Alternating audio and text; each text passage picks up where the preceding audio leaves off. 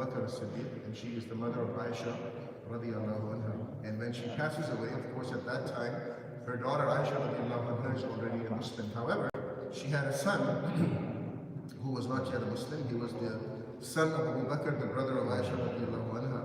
And he had a very interesting name, and we know that when someone became a Muslim, the Prophet ﷺ did not change their name. So Umar ibn al-Khattab, before he was Muslim, his name was Umar. Ali, Abu Bakr, all Islam does not require you to change your name. And so as Islam spreads into other parts of the world, some people have an understanding that you have to take an Arabic name. This is not the case. You are more than welcome to keep your name if you come, if you are Persian, if you are Indian, if you are Chinese, if you are African, European. If your name is John, it can be John.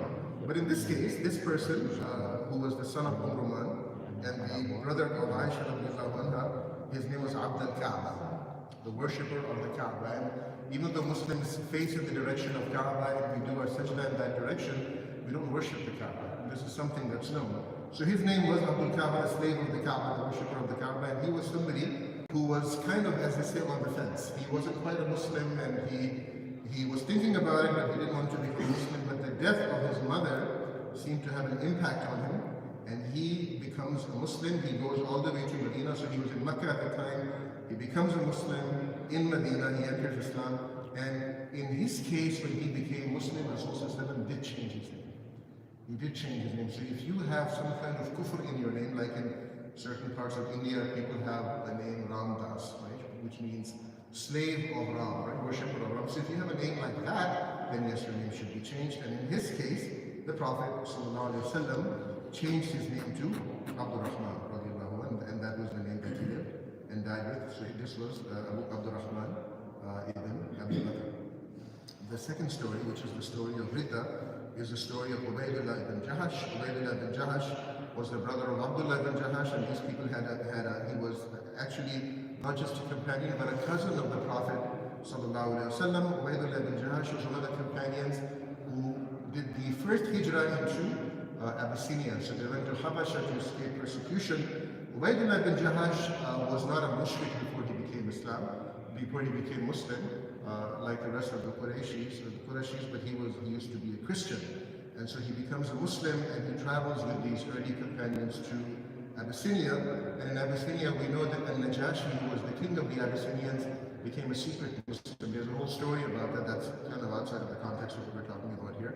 But Al-Najashi is somebody who was not able to disclose his Islam to his people, but Allah knew. And it seems that the Prophet ﷺ also knew. So Al-Najashi is kind of like a secret Muslim, and he is the ruler of Abyssinia.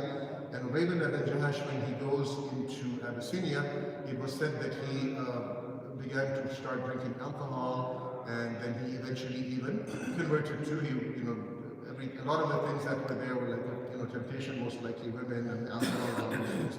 So eventually he does Ridda, and he converts back to Christianity. So this is somebody who would be a murtad, somebody who would leave Islam altogether. However, because he was living in Abyssinia, and Abyssinia was not a place where there was Sharia, no action was taken against him, nobody punished him, no one did anything to him, he was just left alone. Okay, so this is not a land where Sharia is implemented, because there is something to be said about that if it happens in Dar al-Islam. Ubaydullah ibn Jahash was married to Habiba. Habiba's name was also Ramla, and she was the daughter of Abu Sufyan. She was a Muslim.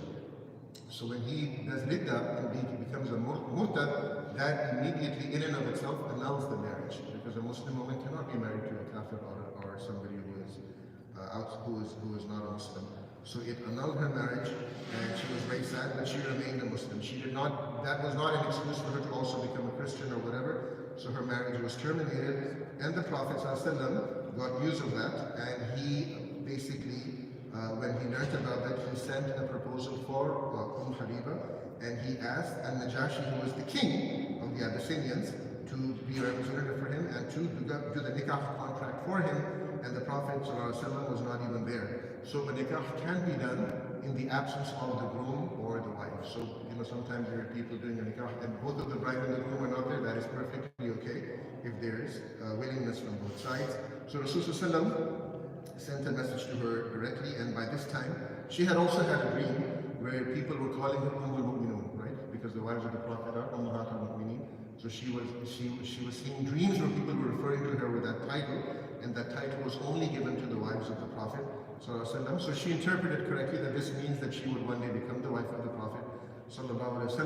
She then receives the message that the Prophet has sent to Najashi that he should go and kind of serve as the qadi, right? To do this nikah contract for her. And so every woman who gets married needs to have a wali, and a person from her own tribe whose name was Khalid ibn Sa'id was basically the one who was chosen to be her wali, who gives her hand in marriage to the Prophet. And An-Najashi solemnized the pact. So he was the one who did the nikah between the Prophet and the nikah contract requires at least 2 witnesses. And so the witnesses, one of the 2 witnesses were Ja'far ibn Abi Talib, who was the brother of Ali ibn Abi Talib, the cousin of the Prophet. And then An-Najashi had the walima for the Prophet's nikah. So a wedding feast was done, hosted by the king of the Abyssinians, and the wedding feast was done in his palace. And all of the Muslims who had taken refuge and asylum in Eritrea, because Habasha today would be Eritrea, Ethiopia, Sudan, that corner of Africa, that region, Djibouti, parts of Somalia, that was Habasha. And so all of the Muslims who had escaped Mecca and were living temporarily in Abyssinia came, and they were invited to the walima, and they all had this walima for the Prophet. So the Prophet was married to Habiba. She is now the latest woman to be married to the Prophet, and the Prophet wasn't even there. All this time he was in Medina. And so the Prophet sends word to Ja'far ibn Abi Talib that he can now come back to Medina and live among the Muslims. And so Ja'far returns, and some Muslims go back with him. And the wife of the Prophet, Habiba, goes back with them and goes back to Medina to live with her husband, the Prophet. Inshallah, we'll pause here and continue from this point next week. Jazakumullahu khair. Allahumma salli wa sallim wa barik ala Rasulil Kareem. Wa akhiru da'wana